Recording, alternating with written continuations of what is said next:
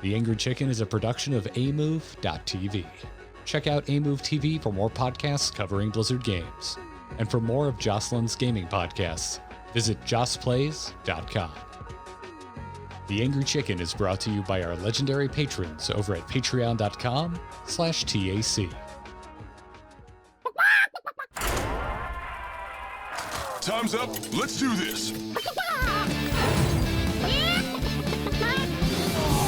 Legendary! You beast, Jaraxxus! You smell like a leopard gnome! I knew it! So hot! A podcast about Hearthstone and Battlegrounds. This is The Angry Chicken!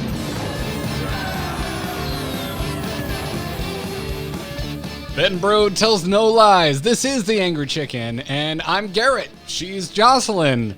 This is a podcast all about Hearthstone, Battlegrounds, and, well, really, that's all we're going to talk about today. My God, Jocelyn, we have so much to talk about today that I almost don't even want to ask you how you are, but we're both extremely busy these days. There's no time for that. So we don't get to catch up all that much in between shows. So how you doing? How's it going? You know, it's going. It's going pretty good, except in Battlegrounds. I'm terrible at that now, apparently. Well, listen, we all have no idea what's going on, except that Fethune is good. That's all I've learned. In the extremely rare occasion, the thing that never happens to me, I logged in, first game, post-patch, Fethune is offered. I picked Fethune, and, well, I don't want to spoil the video I literally just put up over at youtube.com/amovetv, but it went well, and I think Fethune might be really good. I concur, which we will talk a little bit more about when we start talking about the patch, but I had a sort of similar situation happened to me today where, well, I didn't get Fethune, but I definitely got Yasharaj and 2 Nazath games. Like my first 3 games were just like bam, bam, bam. And I was like, wow, this never happens. Normally I'm waiting like 3 weeks to get a new hero offered. So it was a good day. That's sick, man. Yeah, just Fethune. I'd be full disclosure, may have had that game and then been like, listen, I could play more games. So I could get extremely timely content up on YouTube, and may have went to go get that posted. So yeah, that's my experience for today. So I'm riding high with a 100% win rate in Battlegrounds. Nice. Aw, yeah. But it's patch day 19.0 is here. That is, or not .0, .2. 19.2. Yes. It's the end of the year. I'm ready to open presents and drink eggnog. How about you?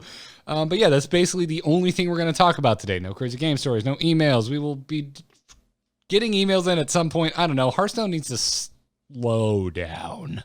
Yeah, it's just been this like constant train of content and changes, which is great. But yeah, it hasn't left us a lot of downtime in the show for sure. Yeah, it's actually, this is not a complaint at all. However, you and I have talked a lot about like the packaging and like how many things are getting added all at once. I would have loved like the standard patch last week or a week before that. I realized they probably did not want to get it out before Worlds, but whatever the case is, it would have been cool if like we got Battlegrounds today and then the standard the week after and then the duels the week after that or something. Like, break it up a little bit more. Don't you guys know how content creators work? But it's actually okay though, because we haven't done emails in a while. And this is, I think, a good time to talk about what we're going to do for the rest of the month. So we're actually going to do a mailbag episode at the end of December. So if you guys do have questions, comments, things you want us to chat about or stuff you want to hear our opinions on, do send us an email over at tacpodcast@gmail.com, or you can hit us up in the Discord if you are a patron. If you're not a patron, you can go to patreon.com/tac and become one. And yeah, send in your questions and we're going to do a mailbag. So it's going to be all emails for the last show of the year. So get in there. Yeah. And there may be silly hats. There will definitely be alcohol. So you should also tune in live. Incoming like 4-hour tack. We do not pimp the live show enough. If you want to join us live, be a part of the live chat, like in real time, twitch.tv/amovetv. You should follow TAC Podcast on Twitter, because when there's weeks like this and patches drop out of nowhere, even though it looks like some people on YouTube got to know about it ahead of time, We weren't one of them. That's when you're going to know when we like switch off of our normal Wednesday posting. We'll let you know over on TAC Podcast on Twitter. So go follow us there and then come join us live. You mentioned our Patreon, patreon.com/TAC. We want to mention our most recent patrons. So Nathan Bell and Victor R.H. Merroquin. Thank you so very much for supporting this program. If you like what we're doing here on The Angry Chicken, if you like us bringing you the Hearthstone news, I think, without too much bias, still waiting for my check, Blizzard. Yeah.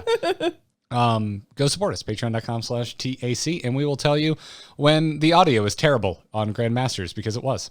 So there's that. This is literally the worst audio gaffe like I've ever experienced.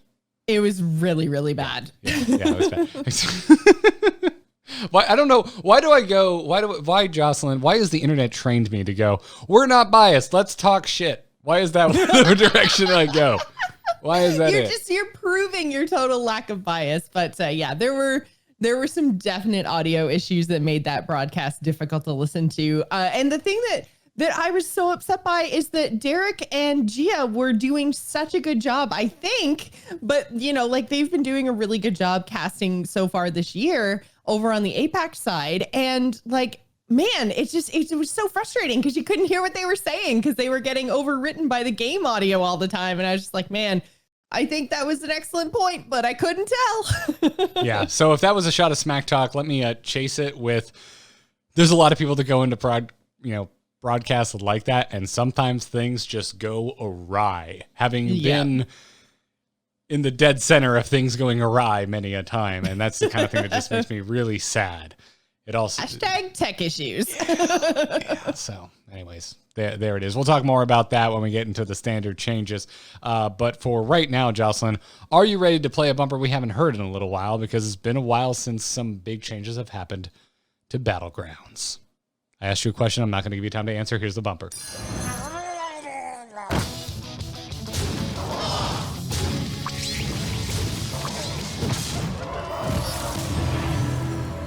Have a good battle, friend. Well, patch 19.2 has brought a lot of new things to the game, including the big awaited massive Battlegrounds update for the new expansion. We were promised one of these every expansion after the expansion actually launches, and here it is. And there's so much here, Joss. I wouldn't know exactly where to start, except spells have come to Battlegrounds, which did you think this was going to happen? I didn't think this was going to happen. I think this was the biggest, traditional Hearthstone thing that was I don't even want to say missing in Battlegrounds, but it was definitely a Hearthstone staple that we hadn't seen yet, right? Like, you can always change minions around and stuff. And I don't play a lot of auto battlers. The only thing that I do play is Battlegrounds. So I don't know what the other ones are like and if they have spells or not, but it very much just seemed like a minion only space. So it was really cool to see them actually bring spells in, even if it is for a limited time, based on this whole Darkmoon Prize idea. I also like the idea of them doing something that is limited time and very thematic, right? You get a prize. There's the card back is the Darkmoon Fair card back. You get to see that going into your deck and stuff. And I don't know, just the whole theme of it, I thought really, really worked. And it's nice that I get the feeling that if it works, they'll keep it. And if it doesn't, they're like, it's limited time. It's fine. It'll go away. Yeah. It feels like it's almost like it reminds me of affixes in Diablo and World of Warcraft, or anomalies in Heroes of the Storm. We see these kinds of things come into a lot of other Blizzard games. And that's I'm surprised they didn't coin a phrase for this like that, affix, like anomaly. There's just a note in the patch notes saying, "Hey, this is going to last for 2 months," just very blatantly. And then I had the same immediate thought in the back of my head. I'm like, if this works, why would you get rid of it? Who knows? This is a huge upset to the way that we play Battlegrounds, and we're not going to go card by card. There's a lot not only to talk about here, but just in general, 19.2, we'd be here for 7 hours, most likely, if we went like bullet list all the way down and mentioned everything. But the important thing is to explain how Darkmoon Prizes work. And they're basically spells all save for one card at the very end of all of this. So it's essentially spells and Battlegrounds. They cost 0 gold to cast. You will not be drafting these like minions. These are not going to show up in Bob's Tavern. The way it works is that every 4 turns, so basically starting on turn 4, you don't get to do this at the beginning of the game, you're going to discover a Darkmoon Prize. One of these, in some cases, unique bespoke spells. Actually, in many cases, they're kind of unique bespoke spells for Battlegrounds, but in some cases, you may recognize some of these from Constructed Hearthstone. And you're going to pick one, and it gets added to your hand, and it's 0 gold to cast it. And then 4 turns later, you'll get to discover more. But so you've got turn 4, turn 8, turn 12, turn 16. There's only 4 turns in a game where this is offered to you. And each turn, so turn 4, turn 8, turn 12, turn 16, is its own unique prize pool. So you're not going to find stuff from turn 4 when you're on turn 8 and vice versa, right, so on and so forth. So it's a very limited pool. So you're very likely to, hopefully have a good option here. And for example, like if we go to prize turn 3, because this also has a really interesting distinction. One of the options is Ice Block.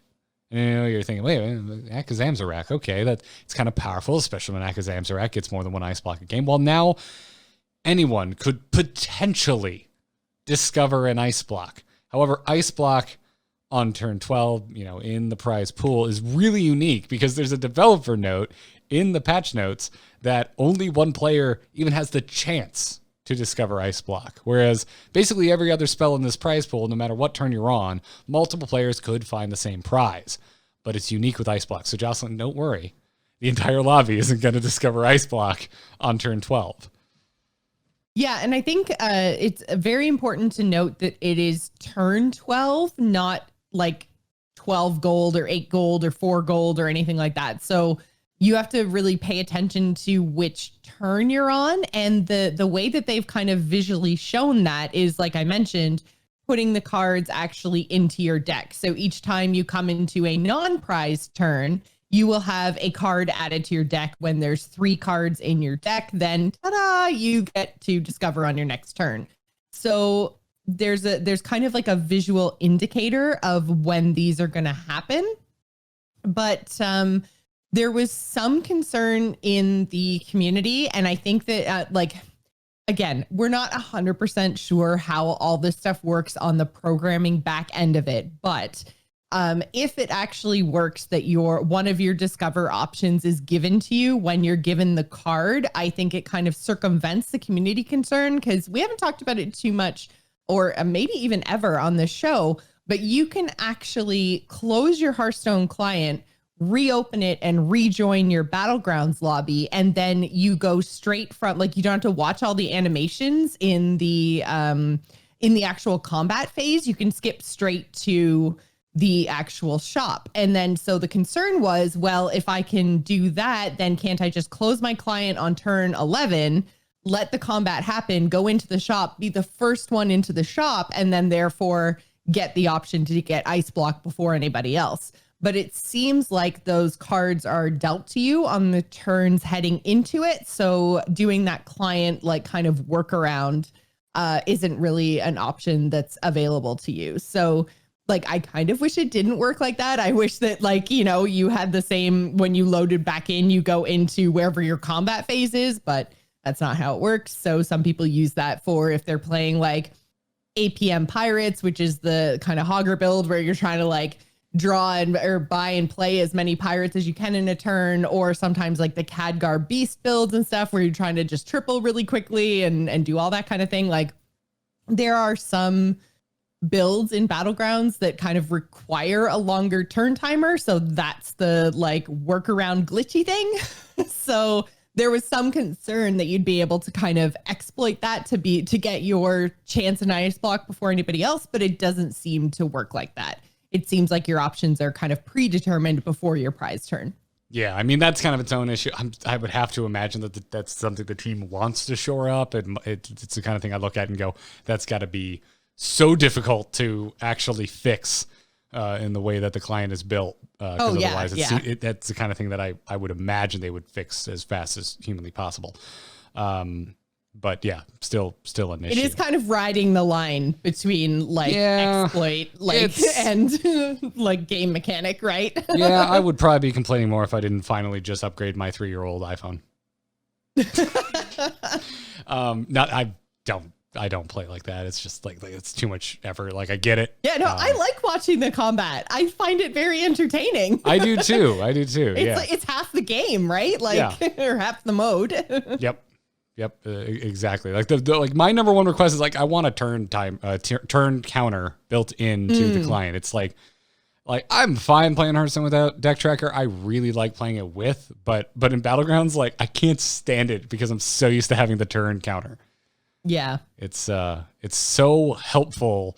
Like especially when I'm casually playing, I'm doing other things. I'm just like waiting for a video to render or something, or like I would never slack off in a meeting. Playing Battlegrounds, never ever. But like when you're casually playing, it's so nice to just come back and be like, oh wait, what turn am I on? Okay, I should probably be this at this point in my economy. It's like extremely helpful, and now it's even more helpful, like knowing if you're about to go into a prize turn or not. Especially considering the prize turn graphic that they put out says prize turn 1, prize turn 2, and that's not helpful at all. Yeah, it's not even like Battlegrounds turn. Yeah, exactly. Yeah. And I should say too, I mean, I don't know about you, Garrett, but my games have been going really terrible today. So I have yet to do a third discover. Turn 12 and especially turn 16, because a lot of the options are very, very powerful, especially in those 2 later discover turns. Like the turn 16 stuff just feels like, or I guess prize turn for turn 16, like it just feels like absolutely like game ending, but at the same time I haven't even gotten there yet. So I don't know, have you seen a lot of turn 4 prize turn 4s? No, because I basically just played that Cthulhu game, then got to posting to YouTube, and then it was time to go to the show. So no, I'm sorry, I haven't seen turn 16 because I was too busy winning before turn 16.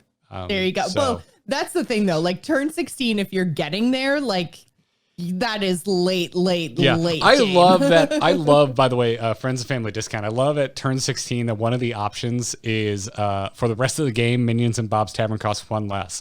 That does not matter. There, so few games go that long. Who cares? Yeah. Like. I'm more interested in like open bar where you get 5 free refreshes. Your first 5 refreshes. Yeah, where each you're turn probably on. Yeah, you're probably on tier 6. Like you're at this point in the game. Like that's what you want to do. Like you are digging hard for that game-winning golden combo type deal. I mean, you've got refreshing your gold too, which is like even almost I think better because you could just use 5 gold's worth of that to do your refreshes and then still have 5 gold left over. So I feel like, fresh tab is better than open bar potentially because you can use it for multiple things. You have some options. Argent Braggart is really crazy. Yeah, the only minion in the pool. Yeah, the only minion in this pool, which I think is it's kind of interesting because this is a cool idea of like just an automatic discover an effect thing. And I'm wondering if like the next Battlegrounds update will maybe still have something along these lines, but then maybe include some more minions, like maybe put some spells somehow into the tavern to be bought. Like, I don't know. I think this is, I think they're testing how this is going to work. And I like the idea of just spells in Battlegrounds. I think it's really cool. So maybe you cost them differently in terms of like, minions cost 3 gold, spells cost 2 or 4 or whatever is balanced. Like, I don't know, but I like this experiment. I think at that point, if you were going to make them cost anything, you'd basically be you'd be kind of in standard card design territory where like, depending on the impact of the card, you'd have to have a cost associated with it.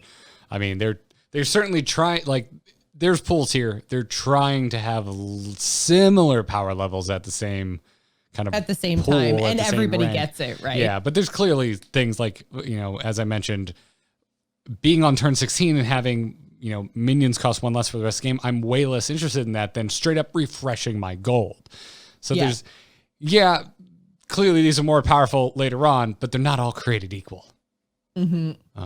It's kind of what this comes down to. So it's really rad. The one I found that really impressed me was, I'm trying to find it here.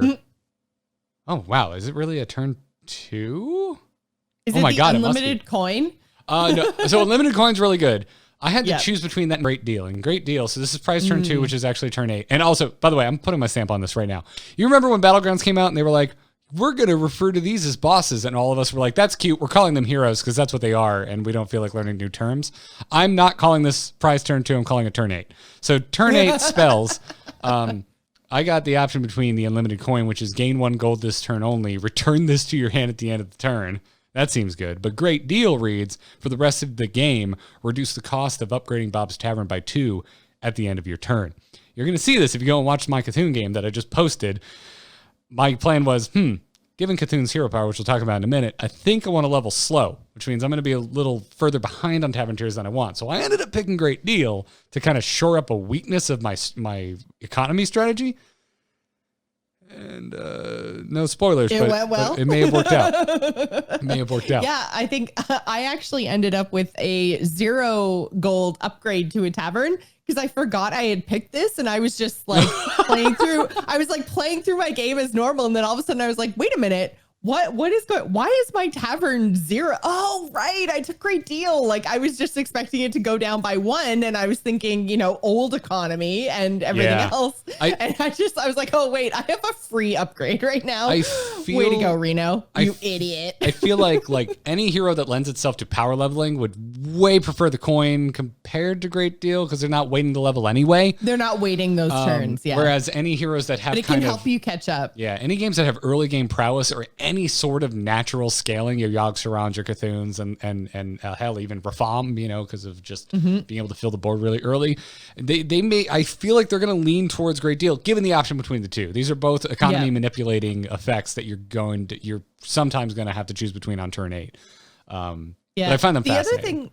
The other thing that I think we should mention is that you can buy these spells and they go into your hand. So even though for most of them, you're going to want to play them right away, you can actually hang on to them and play them later on. So the one that just reminded me is Bran's Blessing is actually a turn 2 or prize turn 2, turn 8 option.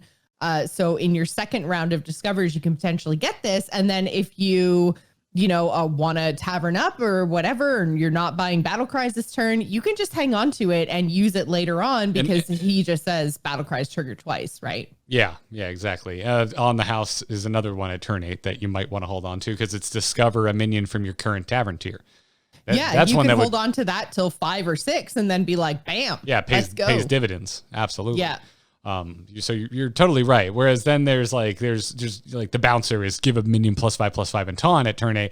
You probably just most cases want to just get that out the door and get a big power spike on turn 8. Yeah. So obviously all this grain of salt, we're trying to talk like human beings and not think of all the nitpicky ways that might not be the case. But yeah, it's if you're going to hold your spell, if you're discovering something that you're going to hold on to, obviously you're foregoing a potential power spike on turn 8, which may or may not actually be right.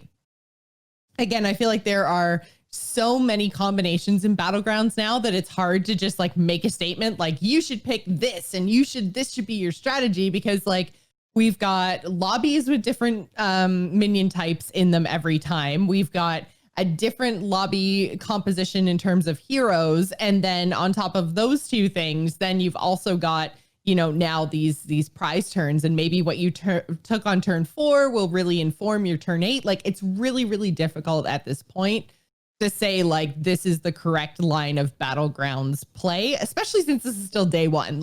Give us a few weeks for this to all kind of settle out, and there will probably be builds that work better than others, but there's a lot of balls up in the air right now in terms of Battlegrounds balance.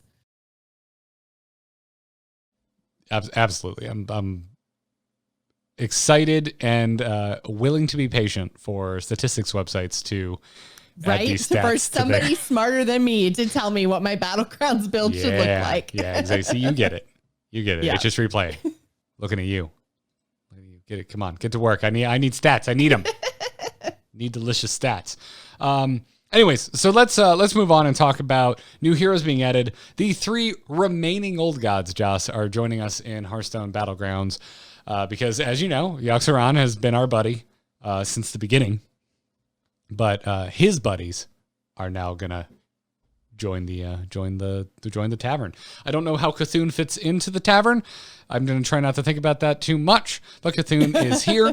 Cthune's hero power is called Saturday Cthunes. It took me, no joke, a day to get that joke. Really? Yeah. I was just like, what the hell? Why does it Saturday Cthunes? I started singing a Fall Out Boy song in my head, and I didn't get that this was a Saturday cartoons thing.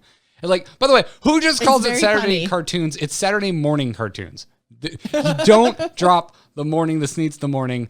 I would give this a 2 out of 10 on the pun scale. This man. one, I also might just be the stupidest person alive, which is also a possibility. Well, I wasn't gonna say, but it took me about 10 seconds. Everyone calls them Saturday morning cartoons. Everyone, chat room, back me up on this. Right. Okay. Anyways, so Cthune's hero power is going to cost you 2 gold. And it reads, at the end of turn, give a friendly minion +1/+1, repeat 0 times, upgrades after each use. And what upgrades is that 0, that repeat 0 times. It's going to repeat 1 times after you use it once, 2 times after you use it twice, 3 times, and so on. And that does not stack the +1/+1 onto the same target. It is individual +1/+1s that randomly dance around however many minions are on your board. And it could hit the same minion more than once. It could hit the same minion every single time, but it's completely randomized. And the effect looks exactly like Cthulhu attacks from the minion that you know from Constructed Hearthstone. And so it starts pretty terrible. 2 gold for +1/+1. No, thank you. But it eventually it can grow beyond Ragnaros's wildest dreams in terms of how much buff you're getting each turn. Yeah, this one I think is the best of the 3 that we've seen released today. I've seen Cthunes in every lobby. They've been very successful. Like, it feels like you pick Cthulhu and you just get top 4. By the way, thank you, Kilmer, knocking the chat room for making me not feel alone for not getting this joke until now. So I'm not alone. Yeah, I think this is too. Like when I first saw it, I was like, this is going to take a while to scale up and it's random. Yeah, it'll be nice on Divine Shield and Cleave, but I can't guarantee it's going to go on Divine Shield or Cleave. It doesn't matter. If you start assembling a board that you actually like this just scales and scales and scales and scales. So you just kind of get to this point where you're like, yeah, I want to find... I want to find 2 gold every turn to get dedicated to the 0 power. Later on, I don't think you should be slamming this every single turn early game. I think you kind of right now. My gut feeling is telling me normal level up to tier 3. So turn 2 tier 2 when you feel like it. You probably have that turn 2 or turn 3 leeway on that.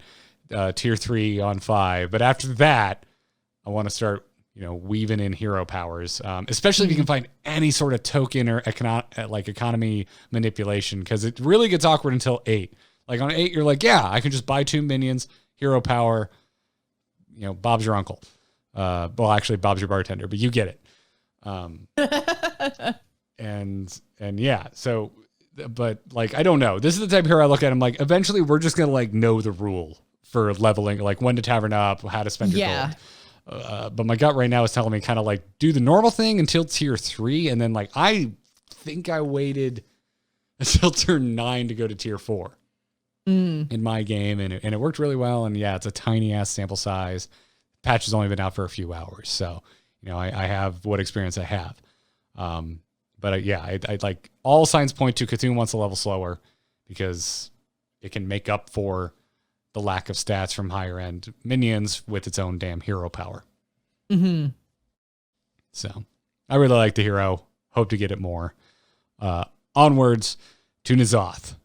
hero power is called Avatar of Nazath. It is a passive hero power, and it reads, start the game with a 1/1 fish that gains all your death rattles in combat and makes fanboys and girls go crazy. Yeah, and so the fish is actually a beast, which kind of screwed me over because it kept stealing my buffs meant for the other beasts that I had in this build. And I found, so the fish like loses the death rattles. It doesn't actually keep them, which is good because if it kept them, that would probably be way overpowered. But totally. It just takes up this spot on your board as this little 1/1. And I'm just like, oh man, it was not great. I played 2 games as Nazath and it didn't really work out great. Yeah, the way the fish works is like this effect is in combat. So yes, you probably want to tuck your fish away to the far right and have your other death rattle minions attack first so that they die. Because in combat, in your combat phase, as these death rattle minions die, the fish then gets those death rattles. Them. Yeah, so it's an in combat effect, and then you go to your next tavern phase, it's over. Like the fish didn't permanently gain those death rattle effects. It's only in combat. And so, what I have to ask, because maybe I'm totally having a brain fart here, but what buffs was the fish absorbing in beasts? I'm trying to think of random buffs when that I was, would bone you. So when I was doing, when I was playing like the cup and the jug, the menagerie stuff. Like okay. So you weren't doing a beast build, you were doing a menagerie build. I was doing a menagerie, okay. And then I was like, okay. Well, the fish is your beast then. That's just, the fish is your beast now. Sorry. But I wanted it on my cleave. It's like my hair is a bird. Your argument is invalid. Your beast is a fish. Adjust and move on. Yeah. But yeah, so it didn't feel great because, like I said, it just kind of sat and took up a board space, and board space is just it's such a premium, right? And it's not like the amalgam on the curator side, right? Where that just gets, you can buff that with anything. You can just keep making it bigger and throwing stuff on and it always sticks. The fish just, at the end of the turn, it goes back to a 1/1 with no death rattles, and it was just kind of felt bleh. And the death rattles, I found that, like, as you said, tuck it away to the one side, which I started doing. But then I was like, the death rattles that I would want to copy are things like Nazath and Divine Shield, but that means that they have to die first. So then my fish is attacking third. And then all of a sudden I've got, 3 minions doing not really all that much. And, just to try to stack these death rattles, it was really awkward. And didn't work nearly as powerfully as I thought that it was going to. And I thought, okay, well, maybe if I did this in some sort of like late game Goldrun beast comp, like it can absorb the Goldrun. I'm like, if I have like late game Goldrun beast comp, I don't need a fish. Like I've already won. Yeah, although then you could stack the fish like right next to Goldrun. So Goldrun dies, buffs everything, fish gets Goldrun. It's basically like you have 2 Goldruns. So like that's not the worst thing in the world. Like you change your positioning tactic at that point. But yeah, but then like, so if that's what happens though, like I've probably already won because I've probably also got Baron rolling and, I've got my little, my macaw dude, like that stuff's just better than the fish. How many times do you get the perfect Goldrun comp? What world are you living in and how do I get invited? Garrett, all the time. Oh my God. Like if that's how my games went, yeah, I'd agree with you, but it's not. I put together the most ramshackle, pathetic Goldrun comp you've ever seen consistently. So with Nazath, it would be a little bit better. Beast doesn't make Nazath good. You mean just because I'm bad at getting Bob to give me the crap I actually want? Yeah, you just have to have Joss luck. Oh, okay. No wonder you like Alex Straza. It like all makes sense now. Oh my God, I had an Alex game today that went great again. I was just like, what is Garrett's problem? I play good heroes and know how to play them. Like, all right. Anyway, I'm excited. I personally am excited to play Nazath, but yeah, I compared to Cthulhu, yeah, there's like there's guaranteed value in Cthulhu, and Nazath is a big old like maybe this will work. But for some reason, I'm just noticing an issue with my camera and the overlay, so I'm just going to fix that real quick. Nobody look at this. All right, that's fixed. Cool. All right. Yasharaj is next, and our final new hero that was added today to Battlegrounds. Embrace your rage.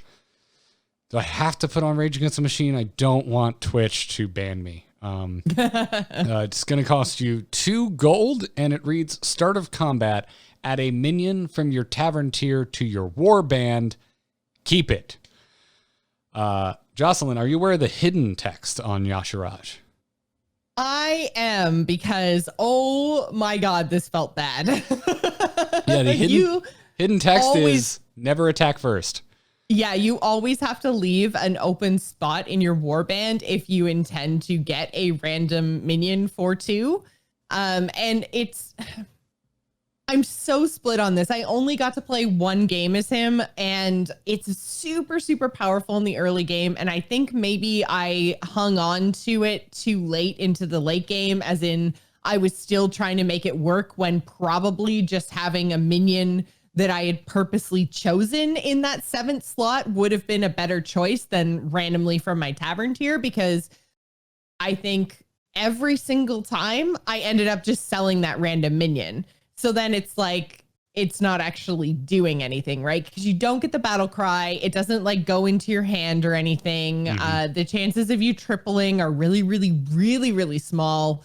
So it's the kind of thing where I was just like, this really just ends up being late game anyways, ends up being like me paying 2 gold to get 1 gold, and that just seems silly. And also having to, you know, have that empty spot on my board. So I think really, really good early game. Probably want to hit this button all the time and maybe like level up a little bit slower, and then try to take advantage of some of those prizes that we talked about earlier. And then, you know, like maybe stop pushing the button later on. If you do have 7 minions and you push your button, you're not going to get anything. Yeah. I looked at this, my gut when I looked at Yasharaj was, Yogg-Saron, because Yogg-Saron hero power worth basically falls off a cliff after turn 7. Yeah. Like there's times when you would do it, like especially when you're just like, I don't need any of this stuff. I got 2 leftover gold. Why not? But like basically kind of after turn 7, especially if you look at stats on HS Replay, when to hero power, which is like the percentage of first place players who use their hero power each turn. After 7, it's just like, boop, gone off a cliff. Yeah. Like, yeah, it's definitely an early game power spike, and the kind of thing that like you just hope goes really well for you, and then you stop. Yes. Yeah. So, I think you're going to get like, this is really powerful early game. And then pretty much kind of bad late game. So I haven't gotten Yasharaj, and I assume this is the way it works. It just like stays on your board when you get back to the tavern phase. It doesn't add that minion to your hand. Right. Yeah. It just stays on your board. Oh, rough. Yeah. I think I think Yasharaj is gonna debut low, and my call is that it's gonna stay low, and we're gonna see some adjustments. And I already want to see the adjustment made where, you get to keep the minion, but it's added to your hand. It doesn't just stay in the next tavern phase, so you can get a little more mileage out of battle cries.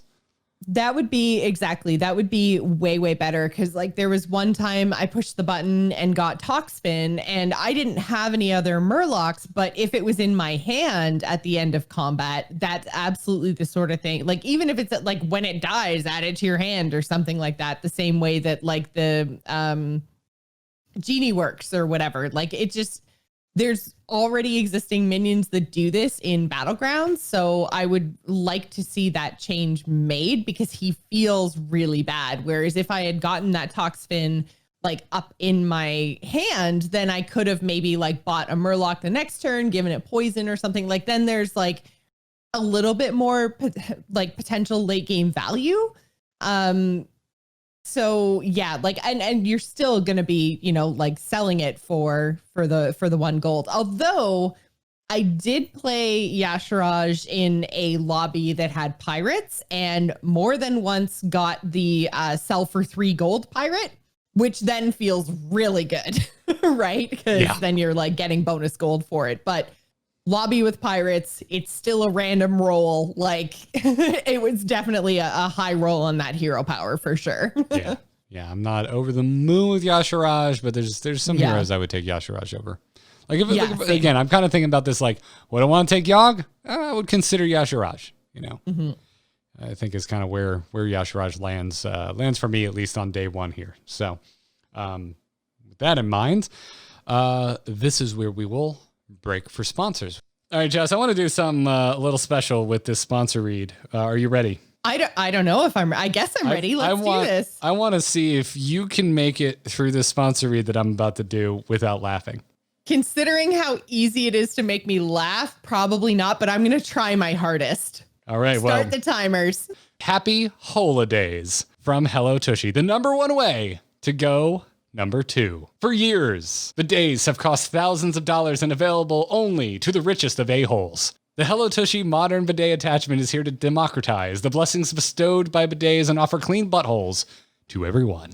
Hello Tushy attaches to your existing toilet. I knew it. I knew I'd get you. I'm silently laughing like 5 times, but man. Their graphic design, marketing, and copy is great. I love it. It's wonderful. And I actually legitimately love the product. So Hello Tushy is a bidet attachment, and it attaches to your existing toilet. No electricity, no additional plumbing is needed, and it cleans your butt with a precise stream of fresh water, all for just $79.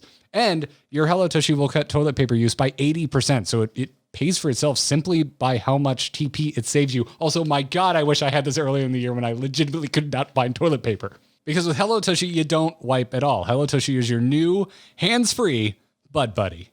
Every Hello Tushy bidet attachment comes with a 60-day risk-free happy butt guarantee. You know you want that happy butt guarantee.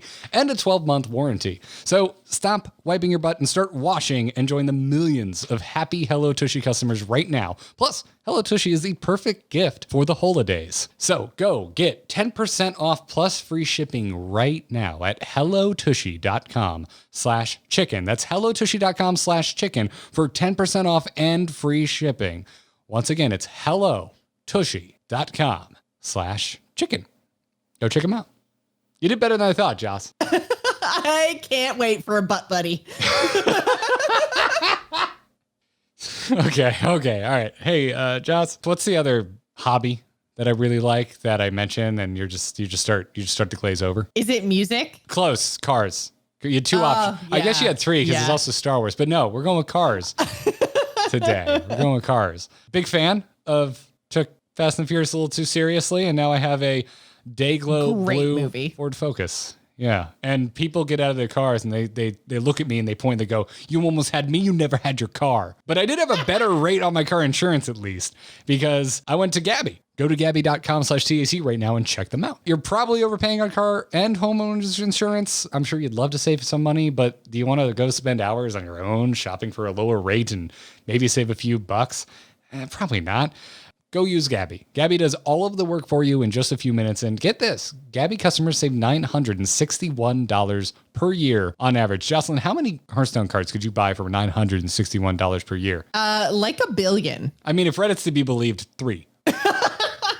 It's somewhere between 3 and a billion, you guys. All right. Somewhere in there, the truth lies. Anyways, Gabby, they do exactly as advertised. They take the pain out of shopping for insurance by giving you apples to apples comparisons of your coverage with 40 of the top insurance providers like Progressive, Nationwide, and Travelers. That's what I did. I've been with Geico since I got my Focus back in 2018.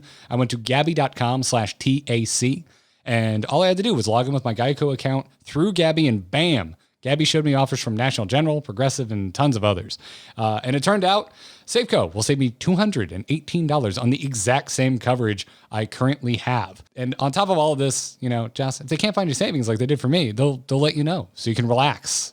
Go check them out. You're probably overpaying on car and homeowners insurance. See how much Gabby can save you. It's totally free to check, and there's no obligation. Go to gabby.com/TAC. That is spelled GABI.com/TAC. Check it out, gabby.com/TAC. We thank them for their support. We thank you for supporting the brands that support us here on The Angry Chicken. Back to the show. Hero pool updates. That's it for new heroes. Let's talk about heroes we know and maybe love. Galakrond has been temporarily removed from the Battlegrounds hero pool. And how short was his reign of actually being a playable hero? I'm happy about this, though. The game that I played before the patch was actually live, I thought the patch had happened, and I got into a lobby against him, and he dealt 37 damage to me in one turn, not very far into the game, and I was like, ugh. Oh, you're the worst. I thought you were supposed to be gone. You were just sending Galakron off feeling good. With my face. That's a little ridiculous. That sounds like every game I ever play with Alex Strauza. Yeah. So, unfortunately, Galakron is gone. I loved playing him.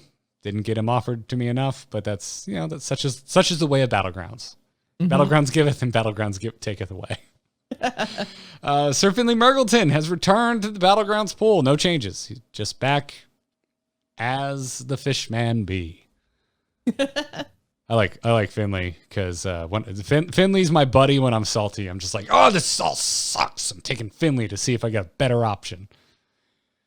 Yeah, I like Finley. I'm glad they didn't really change him. It is odd though that they would take him out and then bring him back exactly the same. Like, why not just leave him in? I think it just kind of changes. Although I guess, no. They had to take him out because he had the chance to get Akazam Zarak's hero power. And if he got that, then he would break the game. I'm glad you remembered that. I completely forgot about that bug. Yeah. Okay. So now that they fixed that with the Akazam Zarak change, Finley can come back. Yeah. Well, it's funny. I wonder if they're weirdly linked because Akazam Zarak is also back.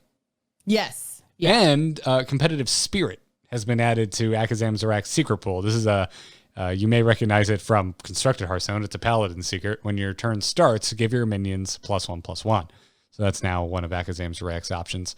And I think a pretty solid one. Yeah, I think this was the kind of secret that I thought would fit the best in Battlegrounds. It's a board-wide buff, but he's not guaranteed to get it. So I think, this works. Yeah, and at best, it's a +7/+7. I will take that, please and thank you. Akazam Zarak was always like my solid, but I would never talk about it pick. Just always there. Yeah, I think I only ever played him twice. Yeah, he was my light in the darkness when it was like Illidan and old Galakron. Akazam Zarak was there like, hey, buddy, let's go for a spin. Let's spin the secret wheel and see how this works. And then Silas Darkmoon's getting adjusted. Is come on, come all hero power. They're increasing the overall chances of getting tickets after turn 1. Thank God. The last time I played Silas, I was just bricking. I was just like, how many times can I see no tickets at all? Or they're on crowd favorite. Well, see, that's the thing. You just have to buy the ticket minion. No, that's not how you win in Battlegrounds. That's how I win in Battlegrounds. Maybe my ticket minions are just always good. Jocelyn, when was the last time you watched Garrett and aneurysm, you guys? When was the last time you watched Deadpool 2? Because it was randomly on TV the other night. I was reminded of Domino, the superhero whose power is I'm lucky. And I'm not saying you should Domino cosplay, but maybe you should Domino cosplay. It does sometimes feel like that. That's how I feel sometimes. That's how I feel. Because I definitely don't feel like Ryan Reynolds. Ain't no one that pretty. All right. Zephyrus the Great, 3 wishes, getting buffed. Used to cost 4 gold. Now it costs 3 gold. Still is the whole if you have 2 copies of a minion and find a third, and you can only do this 3 times total. But I was really excited about Zephyrus, and yeah, it was just a little too damn expensive. Yeah, I think 3 cost is better. It's the cost of a minion if you were to buy it. So the kind of bonus to having it as a hero power is the fact that once you get 2, you just get the third, right? So you don't have to worry about those random luck rolls of Bob's Tavern. So very powerful. I think 3 is the correct cost. I don't think that guarantee of the minion was worth that whole extra gold. It was too expensive. Yeah. Yeah, it was on the rough side for sure. Yeah. And then Patches the Pirate. Pirate Party is getting buffed as well. Same way as Zephyrus. Used to cost 4 gold. Now it's only going to cost you 3. The power itself has been completely unchanged. You still get a pirate. And then after you buy a pirate, your next hero power costs 1 less. So I had a Patches kick my butt today after this buff, so good. It might have been a little bit much, but I mean, he was really strong. Yeah, and really sorry, I apologize for really that. Good. Early. I don't want you to lose, but I do want Pirates to be competitive again because I love drafting Pirates, and they have kind of been terrible for months. Yeah, they were not the strongest kind of on launch. Dragons, I think, had a more powerful launch. And then elementals came in and just kicked everybody in the nuts. And it was like, well, now you just never pick pirates. Pretty much. Yeah. So, and now we're into new minions, of which there are many, but we are not doing some big, fat, obvious minion type tribal synergy thing here. Mm-hmm. If anything, there's like now a taunt build. There's there's like taunt synergy. Yeah. So starting with, and we'll try and move through this relatively briefly. Acolyte of Fethune, tier 1, 2/2 with Reborn and Taunt. And this is the only tier 1 minion being added. I think this is a great tier 1 minion. I really like Reborn. I think it's strong. I think it's especially strong in the tier 1 slot because it gives you a good chance of winning or at worst tying your early rounds. Because of that, it's essentially 2 bodies. So yep, I dig it. And when golden is just a 4/4 with Taunt and Reborn. And no tribe, right? So you can't like buff it up. It doesn't do anything crazy. Correct. It just is what it is for the early game. And I think it's still slightly like it's almost the same as the vulgar homunculus, the 2/4 guy, but there's the chance that he will survive where Acolyte of Fethune won't, because Acolyte of Fethune only has the 1 health on the Reborn, right? So yeah, but you're also not dinging your own face to get this minion into play. Exactly, yeah. Which is why I think Homunculus is still okay, because he is still that just little tiny bit more powerful potentially than the Acolyte of Fethune, which then makes his downside not like a real bad smack in the face. Still smack in the face, but maybe #worth. Yep. Tormented Ritualist is next. It's a tier 2, 2/3 with Taunt, and it reads, whenever this is attacked, give adjacent minions +1/+1. Golden is a 4/6 that gives adjacent minions +2/+2. I don't hate this early game. I think it's a bit, in what I saw today, it feels like a bit of a trap to strategize around this. Yeah, it's okay, but again, because it has no tribe, you can't actually buff it, which means that it like might be okay for a turn or two, might be okay to grab copies of to get the golden discover type effect, but like it doesn't scale. It's not something you want to hang on to past the first few turns it's available. I don't want to strongly disagree with you, but I do want to lightly say I think we can start to look at Taunt as a soft minion type. I agree, but it doesn't have like if you could like buff the health on this somehow, cool. Because there's the minion later on that we're going to talk about in a bit that buffs the attack of a taunt minion when it gets attacked, but then like this isn't going to get multiple buffs potentially, right? Because it's going to just die. It has 6 health when it's golden, like, and you can't. It's not any other minion type that would allow you to buff it in any way. So there is still, I always forget the name of the taunt. There's still the taunt buffing minion in the pool. Yeah, I know the one you're talking about, the 2/3 battle cry Strong guy. Shell Scavenger. Yeah. Give your taunt minions so +2/+2. late. He's so late that I feel like, this is just not the greatest. Like I said, it's okay as a taunt option if you don't have any other option and you want to buff up some other stuff on your board. Maybe got a rat pack or two, like, want to get an extra token out of that sort of thing. Like, sure. But it's not the kind of thing that you hang on to. I agree. Unless you're like, I think the elemental taunt dude. Yeah, but the taunt elemental dude that whenever you play an elemental, he gets health. I found he works better because then when you're buffing the attack on him, like he's got such a big booty, he'll stick around and get multiple buffs and kill some stuff on the other side, right? Fair. This guy, his booty's too little. Yeah, but this is guaranteed to happen. You don't need to find other elementals, which is the requirement of the other minions. So there's a trade-off there.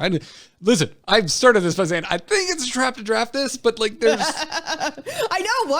I'm agreeing with you. Why are you defending him so much?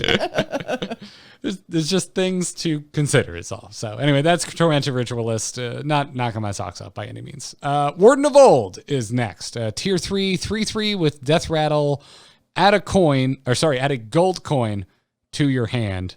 And then golden is a 6/6 that adds 2 gold coins to your hand. So economy manipulation. If you're drafting this, you're going for an economy play. You're going for the long play because you're not going to win the now play. This is a 3/3 on Tavern Tier 3 that is bad. That's a bad body with no combat effect whatsoever. Yeah, no combat effect, and again, no tribe, or no minion type, so unable to actually get bigger, like other than like with Spawn of Nazath plays, right? That just buff everything. Yeah, but exactly. Do you think with all of this stuff we're gonna see Tyrion come back? I miss my drafter of the minion type list. I think we should give him another shot. I think there's enough powerful hero power in the pool now that I think Tyrion. No, never mind. Sorry, no. With all these minion type, like non-minion type minions being no, this would be ridiculous. Elementals meta. Choices. I would have loved to have seen him in the elementals meta. But now no, he would just be a broken, consistent jerk face. Yep. Yeah. No, thank you. No, thank you at all. Warden of Old is a Naga. I would love to see a Naga minion type. Just saying, Team 5. Love to see it. Okay, we're actually getting more than one Tier 3 minion. Arm of the Empire is another Tier 3 minion with 4 attack, 5 health. Reads, whenever a friendly taunt minion is attacked, give it +3 attack. And if you manage to get a golden, it's an 8/10. It gives it +6 attack. So this is your taunt buffer that we've been alluding to this entire conversation. This is the one I was talking about. Yeah. So I got this alongside a golden version of that elemental dude, and it was so good. It carried me for so long. I ended up with almost 100 health on it, and every single time it got attacked, it was getting +6 attack because I had the golden version of the Arm of the Empire, and I was just like, this is so good and so fun. Yeah, it's pretty solid. And it's a it's rare, but I always got excited when I got into one of those like Bran games. You're just finding so many strong shells, and you're like, I'm just gonna taunt everything up. Why not? Yeah. Let's do it. And this is another like piece of that puzzle. So you might make taunt comps a little more like legitimate and consistent. And so I'm actually a little stoked on this card because I think it's the gas that can make taunt go. Yes, yeah, I like it quite a lot. Yeah. Big Fernal is next. Yes, you heard that right. Big Fernal. Tier 4 demon with 4 attack, 4 health. Reads, after you summon a demon, gain +1/+1 permanently. And if I'm not mistaken, this can happen in combat, which is super spicy. It can. Yeah, it's very... So yeah, if you're going some sort of like juggler build with a whole bunch of things like Imp Gang Boss and Void Lord, and I was gonna say Void Daddy, and I'm like, that's not his actual name. It's what everyone calls them. Yeah. Thank you, dog. We're just gonna call it Void Daddy for the rest of our lives. Yeah, very much so. Yeah. This is super, super spicy. It just makes me want. I just like ooh, Big Infernal. It's so good. He gets so big. I came into a lobby against, or I guess a combat phase against somebody who had drafted this guy. Must have been pretty early. Got a golden version, and it was like when all of my minions were in the like teens and 20s in terms of their health and attack. Like this dude was already like up in the 80s. Like it was just huge. Plus it was a juggler comp, so it was like they had all the little juggles, but then also this big beefy Big Fernal, and I was just like, no, why? There's one major thing disgusting. That absolutely sucks about Big Fernal. What's that?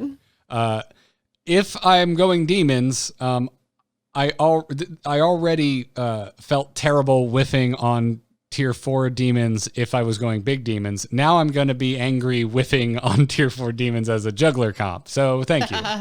Thank you, Tier. Yep. Also, the golden is an 8/8 that gains +2/+2 permanently. Unfortunately, they did not name it Chonk Fernal as they should have. Missed opportunity. Yeah. Kiraji Harbinger is next. Tier 4 5/5 reads, after a friendly minion with taunt dies, give its neighbors +2/+2. Golden is a 10/10 that gives its neighbors +4/+4. So more taunt synergy. Mm-hmm.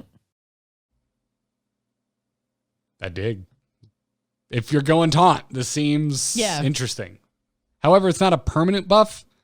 And since it's at tier 4, I raise an eyebrow to it.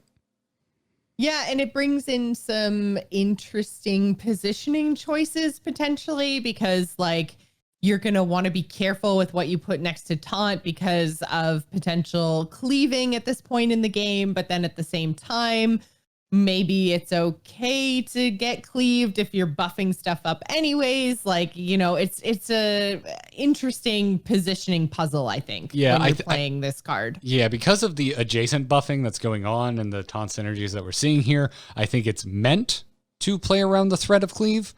But we also have a spell you can discover on turn 12, I believe, that just doubles a minion's attack. Mm-hmm. So cleaves could be gigantic. Because the taunt would have to die too, which is the other piece, right? Normally the taunt again has a pretty high health pool, and so it's not necessarily dying. And so then the stuff on the sides of it is not necessarily getting a buff, but might be getting cleaved down. So, you know, again, like there's this like risk reward kind of positioning puzzle that like, maybe this is good, maybe this isn't good. I don't know. This is one I'm on the fence. It's like, it's interesting with like taunt stuff. And I guess you could also, if you just go like full taunt build with like this dude in the background and all your minions have taunt, then every time any of them dies, then you're just buffing all of the rest of you're buffing the neighbors, and maybe that's okay. I don't know. There's a lot of question marks for me around this specific minion. I think this is one of the less good taunt synergy minions we've seen. It's like if something bad happens, then get +4/+4 at best. It's like, is that really that good on tier 4 and beyond? And it's not a permanent buff. I want to be scaling at this point. This doesn't help me scale. Yeah, which I feel like maybe if it was like +1/+1 on the normal version and then +2/+2 on the golden version, but permanent, maybe then it becomes more of like part of the conversation, you know? Way more interested in that. Yeah. Champion of Yasharaj is up next. Tier 4 2/2. Whenever a friendly taunt minion is attacked, gain +1/+1 permanently. Golden is a 4/4. It gains +2/+2 permanently. I originally misread this and I thought the taunt minion that was getting attacked gained the buff. It's the champion of Yasharaj itself that gains this buff. Permanently. Yes. So it scales. So this is another constantly always getting bigger after every combat phase taunt synergy minion. Yeah, I saw one of these get huge. Yeah, I'm not surprised. Well, because like you're basically always going to have a taunt, right? At least one taunt. If you're chasing this taunt synergy, you're going to have a ton of them. Right. But even if you're not chasing taunt synergy, you just kind of always want to have a taunt minion regardless of what your build is, because you want to control the order of attack and the order your things die as much as you possibly can. So you're probably going to want to protect your board behind a taunt minion. So there's always going to be something. If your taunt minion is big enough and it's, you know, absorbing a few attacks every time, then, you know, like this thing could be gaining just stats always over and over and over again. Like, oh man, it's so gross. It's good. And, like gross good, yeah. And it really gets complemented by one of the tier 6 minion we're about to talk about. But before we get there, Faceless Tavern Goer. Tier 5 4/4 battle cry. Choose a minion in Bob's Tavern, transform into a plain copy of it. If you manage the gold in this, it's an 8/8 where you transform into a golden copy of it. But now I haven't actually played with this yet. I saw it come up as an option and I was like, I don't really want to try to figure out what this means. So a plain copy, does that mean that it doesn't copy any, doesn't copy any stat changes potentially, or does it not copy any effects? Because then like, am I just getting a dragon or like a minion type? My understanding of this, plain copy? it is the minion as you understand it. I believe that the plain copy is in there to fight against any heroes that can buff Bop's Tavern like Daryl. Okay. So you're not going to get those buffs, is my understanding. I too haven't played with it, but that's my read on why that line is even there. Because I was thinking, I'm like, if I transform into a plain copy of like the 1/1 poisonous thing, like, do I get the poisonous? Because otherwise I'm just a 1/1 little dude with no minion type. That would be terrible. I believe you get anything that's inherent to that minion, but not anything you added to that minion. Right. Okay. So yeah. All right. That makes more sense. I was picturing like a silenced version of the minion, basically, including all effects. And I was like, that's terrible. Why would I ever choose this? Again, yeah, that's and chat room's confirming that seems to be the way it works. Okay. So no shenanigans, no me buffing, no. Yeah. Okay. That makes sense. This minion honestly is just like, this is like, this minion's got don't draft on day one all over it. I'm just like, let smarter people figure this out. I'll get to it later. Right. So yeah. Mithrax the Unraveler comes to Battlegrounds as a tier 5 4/4 that reads, at the end of your turn, gain +1/+2 for each minion type you control. Golden version is an 8/8 that gains +2/+4 for each minion type you control. So a little bit more menagerie. However, doesn't have its own minion type, so it's a funky menagerie inclusion. Right. Yeah. I feel like, I played with him and he was really good. He grew pretty quickly. Again, I was running a Light Fang menagerie kind of comp anyways. And then, so when I discovered him off of a golden on Tavern 4, it was actually like, he worked out really well. It was like every turn I was getting, +4, +8 sort of thing. And I was like, wow, this is getting pretty big pretty quickly. So yeah, if you're running a menagerie comp, this is a really good, like big beefy minion that can compete with some of those other larger comps. I think he's a decent, I think he's a decent discover. Like he's a good consolation discover to a Light Fang if you're going the menagerie route. I don't think there's any universe where if you're already going menagerie and you get offered this and Light Fang, you would take this over Light Fang. No, I think you spread the buffs out. Yeah, exactly. But I think if you find this relatively early on in your menagerie game, I think it's going to get big and you're going to get some mileage out of it. I think this just like the later you find this thing, the more and more its stock just drops off. Which is the same sort of idea as Gold Grubber, right? Mm-hmm. Like, great if you can get it right away, but if it comes up late, you're just like, psh. I lost so many games chasing Gold Grubbers I shouldn't have. All right, we're wrapping this up with Alistra, I don't know the right way to pronounce this, the Immortal. All I know is Alistra has the best armor set in the history of World of Warcraft. Tier 6, 7/7, Divine Shield, Reborn. Whenever a friendly taunt minion is attacked, this gets attacked instead. Chef's kiss. Oh my God. This minion is unlike anything we've seen before. Yeah. This confused the heck out of me, by the way. Yeah. And by the way, the attack gets assigned to the taunter before it goes to this. So any of your, when your taunt minions get attacked, buffy thingies, synergies happen. It still happens, but then Alistra takes the hit, which means you get like quadruple the mileage out of your taunt minions with an Alistra. Alistra is going to soak up 4 hits. It's nuts. It also completely broke my brain because I had a Baron Rivendare on board and I'm like, I know exactly how to protect my Baron Rivendare. Wait, now Alistra is here. Do I put my taunts next to Baron? And the answer is yes, you do. And it hurt my brain for a good 5 minutes.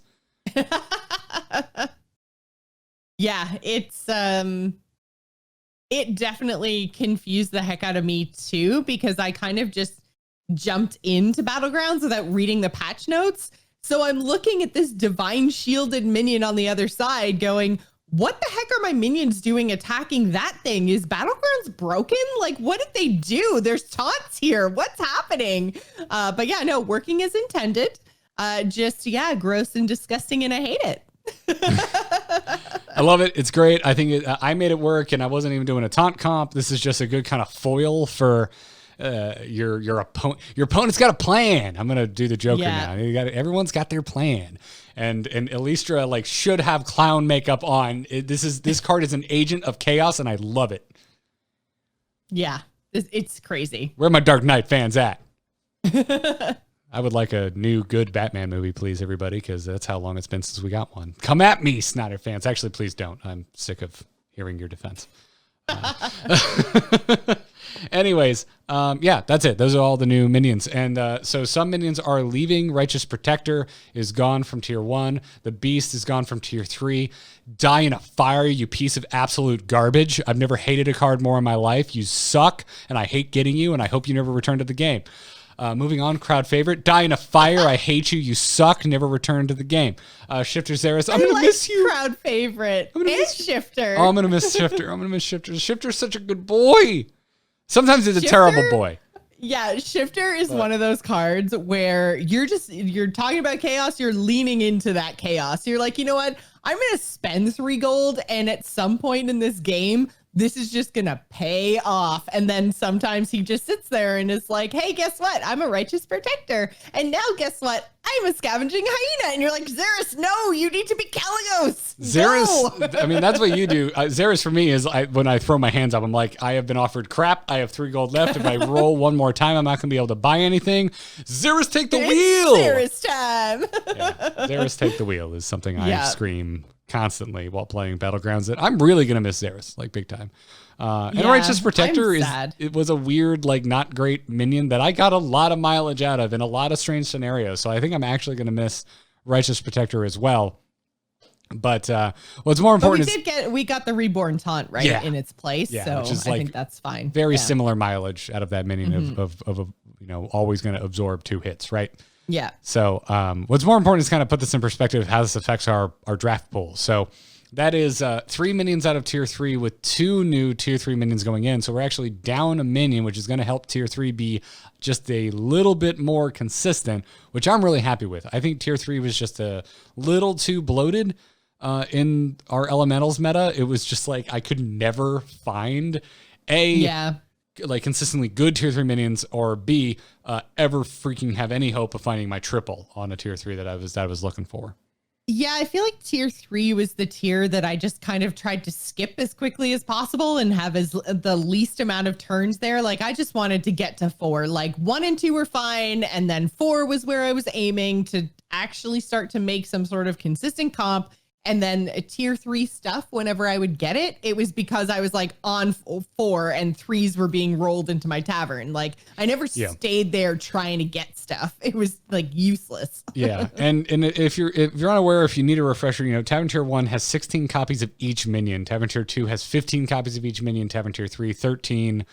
11 copies at 4, 9 copies at 5, and 7 copies at 6. So at tier 3, since we are down 1 net minion, that is 13 fewer cards. Copies, that are in the pool, which is significant. So where things are getting more diluted, however, is tier 4 and 5, because we didn't lose minions at that tier.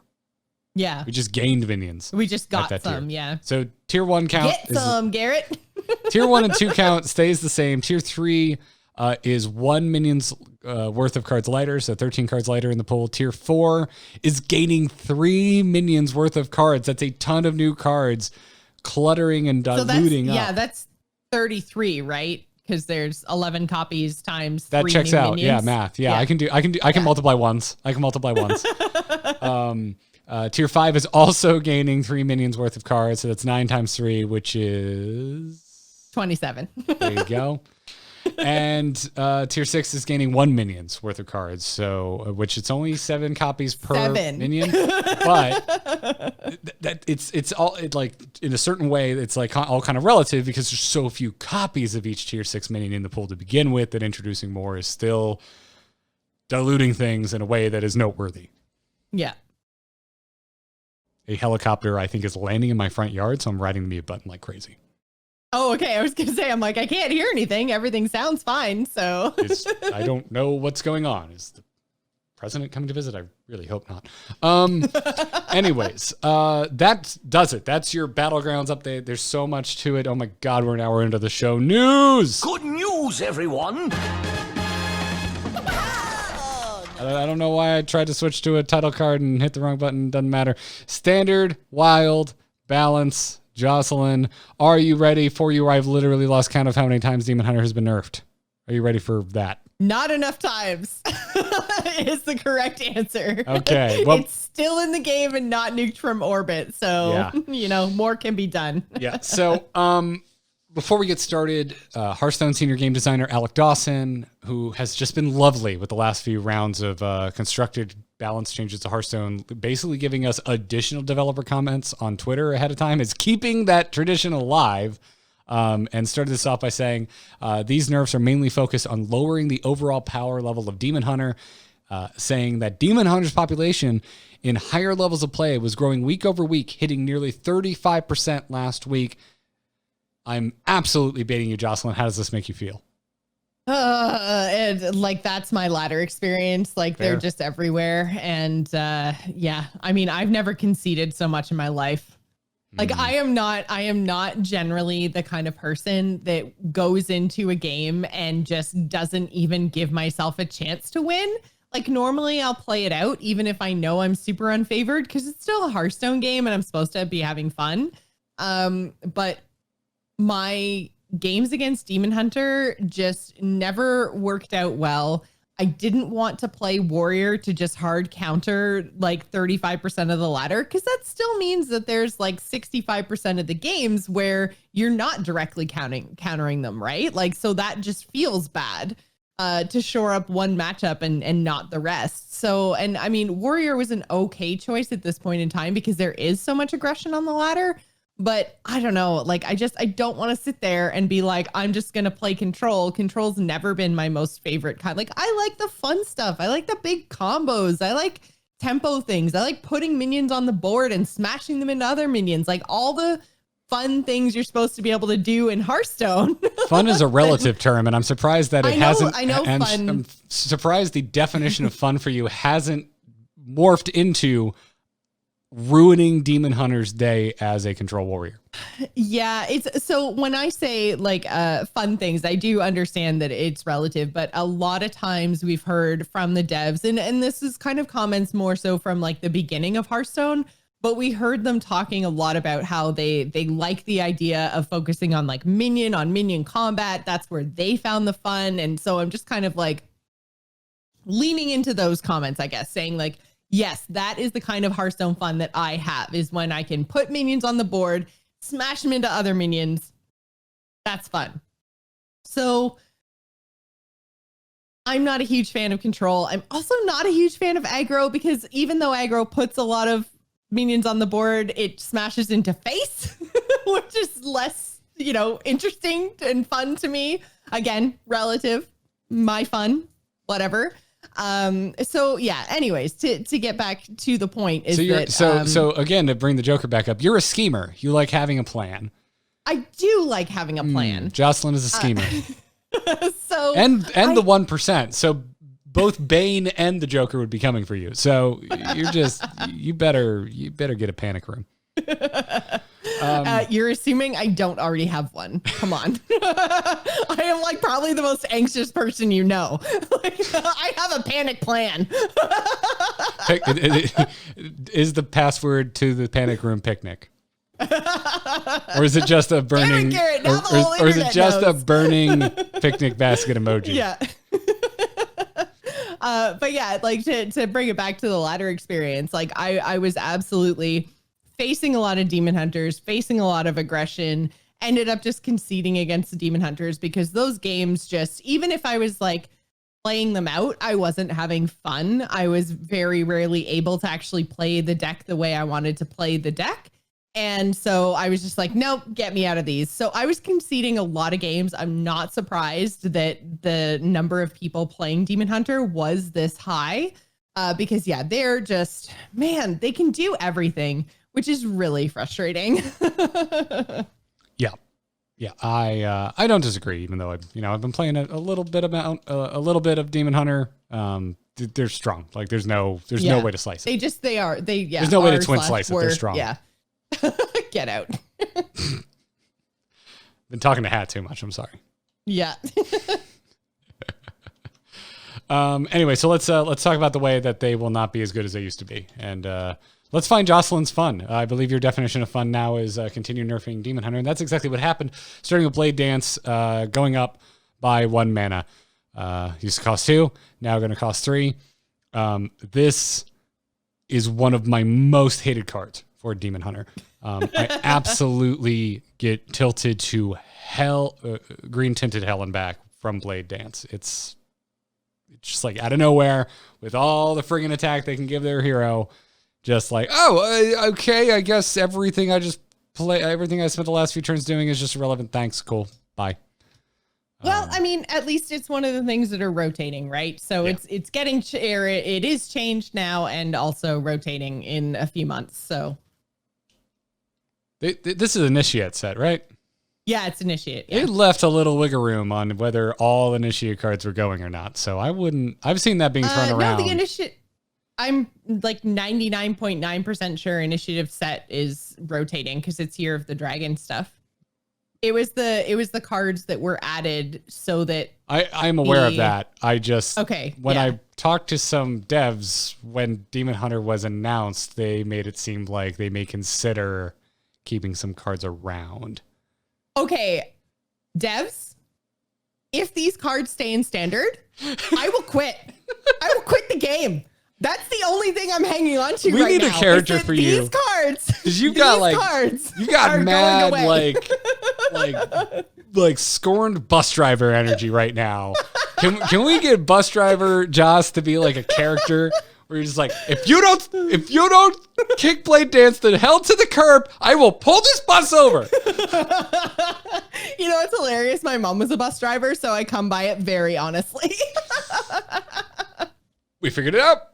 Yeah. I had mad high school flashbacks just then. I was not the one being yelled at, by the way. I was the most well-behaved kid covered in leather and spikes that you could have ever shaken a stick at. I don't know who shakes sticks at anything. Doesn't matter. I'm happy with this Blade Dance change. If they don't rotate, I'm gonna riot. I will riot. Yeah, I'm happy with the Blade Dance change. Nerfed. Yeah, moving right along. Shatter Mystic is also going up by 1 mana. Used to cost 3, now costs 4. If you don't remember what this 3/2 does, it's the battle cry: destroy a soul fragment in your deck to deal 3 damage to all other minions. I bet you can assume that if I didn't like Blade Dance, I probably don't like this minion, and you would be right. Yeah, they seem to have soul shards right away, so this could get played on curve, which again, they have so much good board clear. So yeah, 4 mana puts it on par with Hellfire, except for you get a body that's stuck behind after that, and you also don't hit your own face. So nowhere near the kind of downside. The only thing is it may not be active, but like I said, they tend to have soul fragments in their deck by this point in the game because that's something they're doing on turn 1 and 2. So it is what it is, but yeah, at least it costs them more mana now. Yeah, this is a little aggressively costed in my opinion, so I'm happy with this too. Yeah. By the way, I am so happy to see discussion about the game and memes return to the Hearthstone subreddit because there's a wonderful meme at the top of the subreddit today that says these nerfs do nothing, and it starts with nerfing cards by 1 mana isn't meaningful, and then it shows Guardian Animals, Warglaze of Azzanoth, Necrium Apothecary, Bad Luck Albatross, and a ton of others, including Mana Worm, for example. So shout out to Redditor Little Dingus Big Brain. What a great name. If the hesitation was me making sure it wasn't saying anything absolutely terrible. So yeah, shout out to them for that meme. I'm so happy to see other conversations being had on the subreddit again. Thank you. Keep the memes flowing. The memes must flow.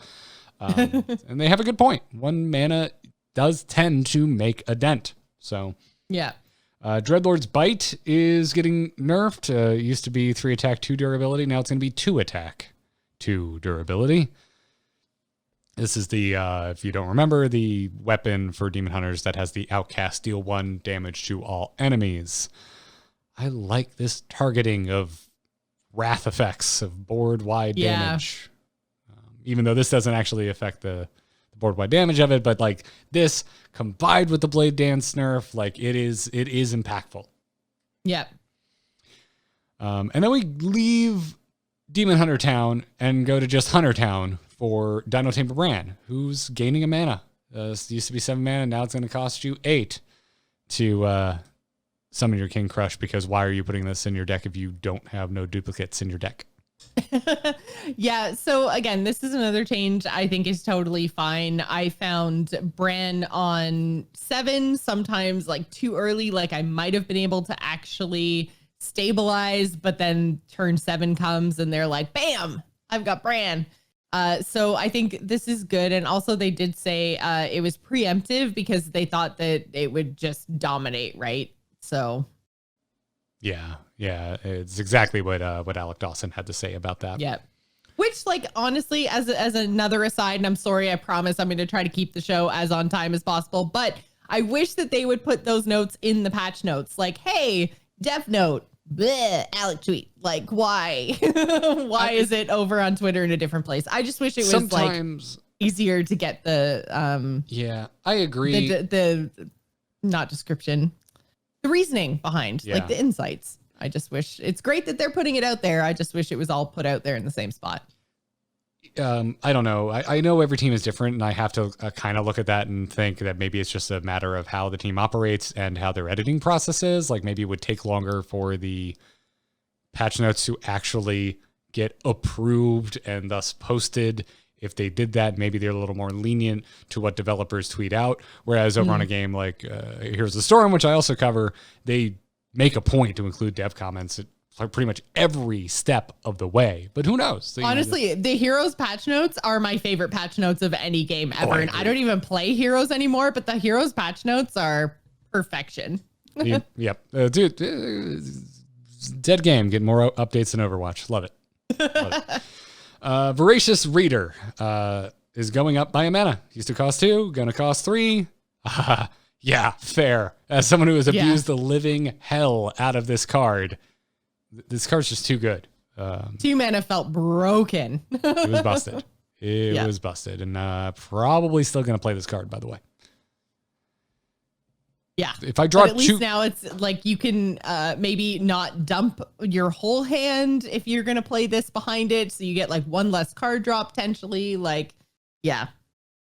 I think this is a good change and probably an impactful change. I think this is probably the most impactful change that they made here. I was broken on 2. This is better. And then finally, Lore Keeper Polkelt going up by a mana. You guessed it. Used to cost 4, gonna cost 5. And so, still fine. Yep, indeed. Alec Dawson also had a few other interesting things to say. He said that they, when it came to Demon Hunter, that they looked at Aggro and Soul Fragment Demon Hunter separately. And then also that Dreadlord's Bite, Voracious Reader, and Lorekeeper Polkelt were nerfs that are aimed at reducing the refill and reach that Aggro Demon Hunter currently has, whereas the Blade Dance and Shatter Mystic are more focused on the efficiency of their board clearing ability. And then also gave an extra clarification to why Blade Dance got nerfed by saying that it got significantly more powerful as Demon Hunter accumulated more ways to gain attack, talking about the Twin Slice change, new weapons, and all of the other things, and that the team didn't agree, that this didn't agree with one of the weaknesses Demon Hunter is supposed to have, which is killing big minions, which is hilarious to think about Demon Hunters not killing big minions. So, yeah. I mean, it's just been the year of Demon Hunter, which when I think about the minutia of it and I really think about the launch, I'm with you. It annoys me, but also it's the first new class. I want it to be the year of Demon Hunter a little bit. Maybe didn't have to be so blunt and over the top, but I think really, Joss, it just comes down to we were not prepared.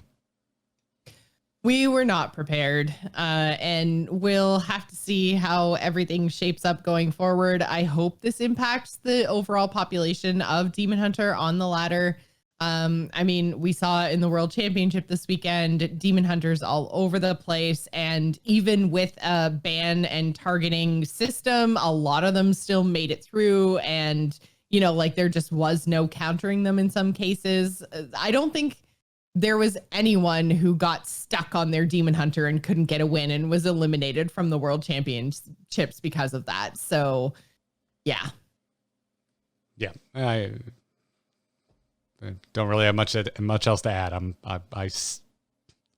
Really agree with you on basically everything when it comes to Demon Hunter. I think I'm trying not to like bring it up too often or rip on it or whatever, but yeah, it is one of the things that I would point to when thinking of my least favorite Hearthstone things over the course of, the existence of Hearthstone. I would like point at Demon Hunter for sure and be like, why?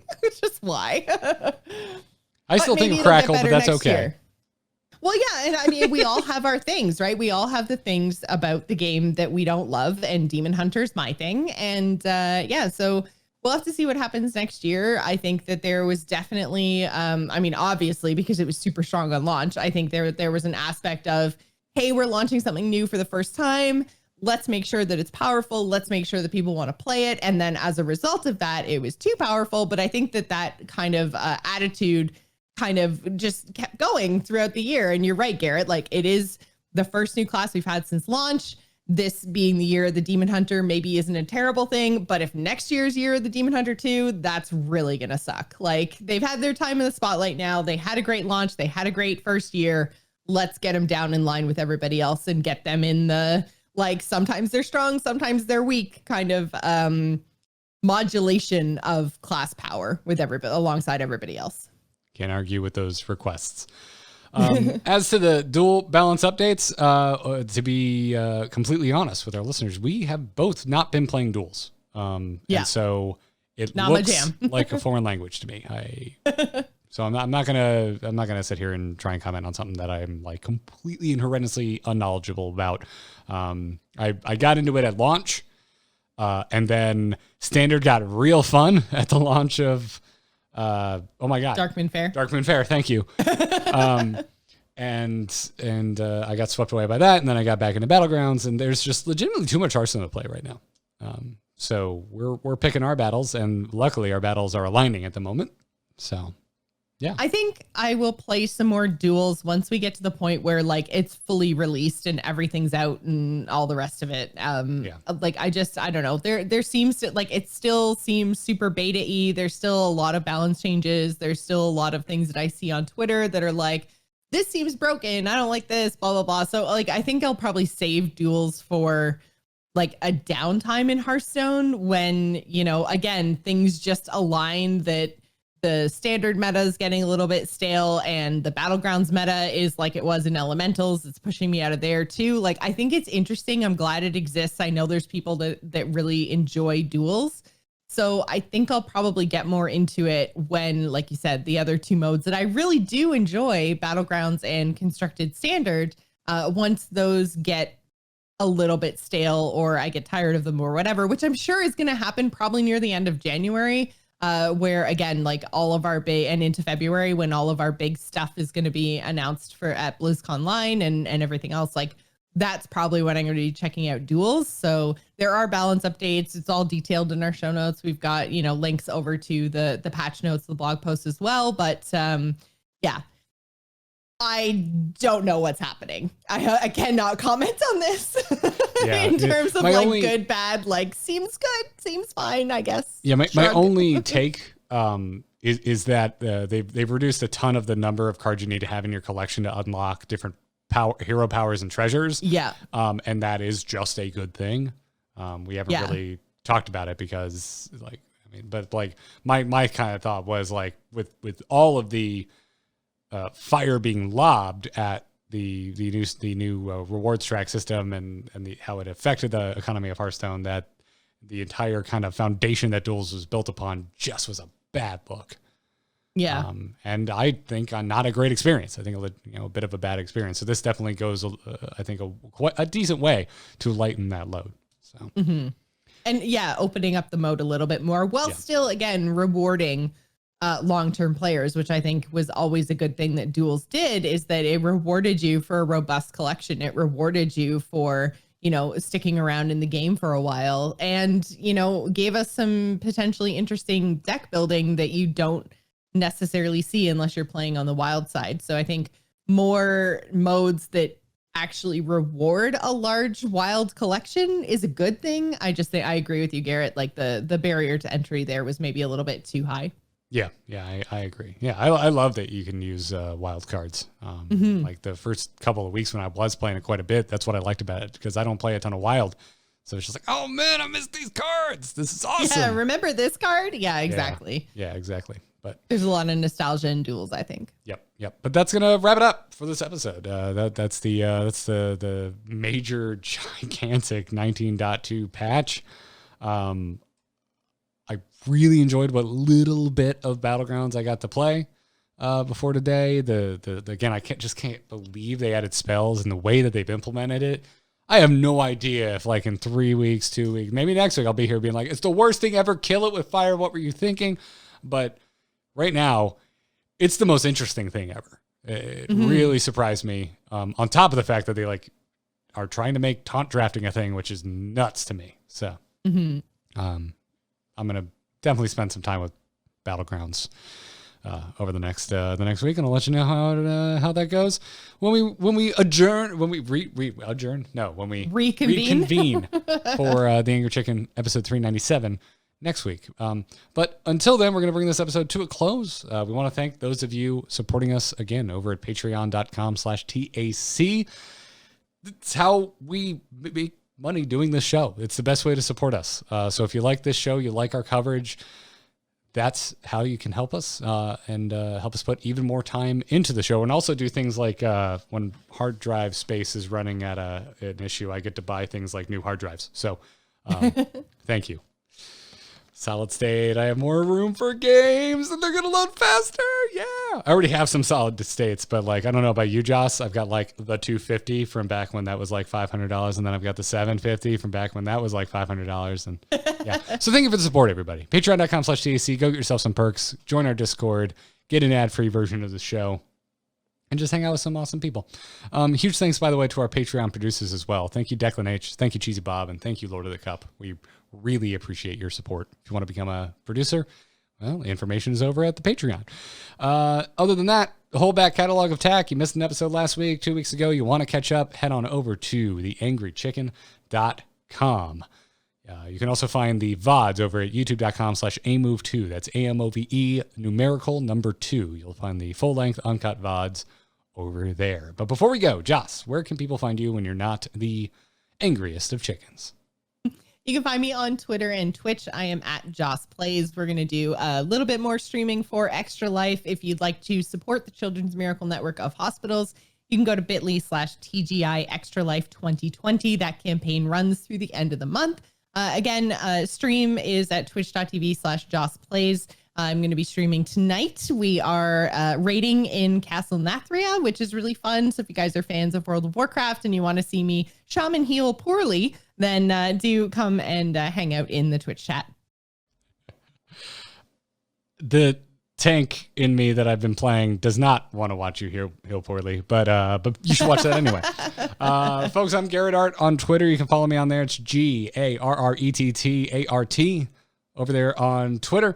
Amove.tv for this and every single other podcast that I produce. If you like Heroes of the Storm, there's Into the Nexus. If you like World of Warcraft, I have WoW Killer. If you like Star Wars, we're still doing Let's Talk About Star Wars as The Mandalorian heads towards its season 2 finale this Friday. If anyone spoils me on Twitter, I'm going to find you. I'm going to find you and I'm going to give you some very mild bruises with my replica lightsaber. Did you just ask, is it good? Yeah, I did. It's legitimately the greatest thing in the history of Star Wars, Jocelyn.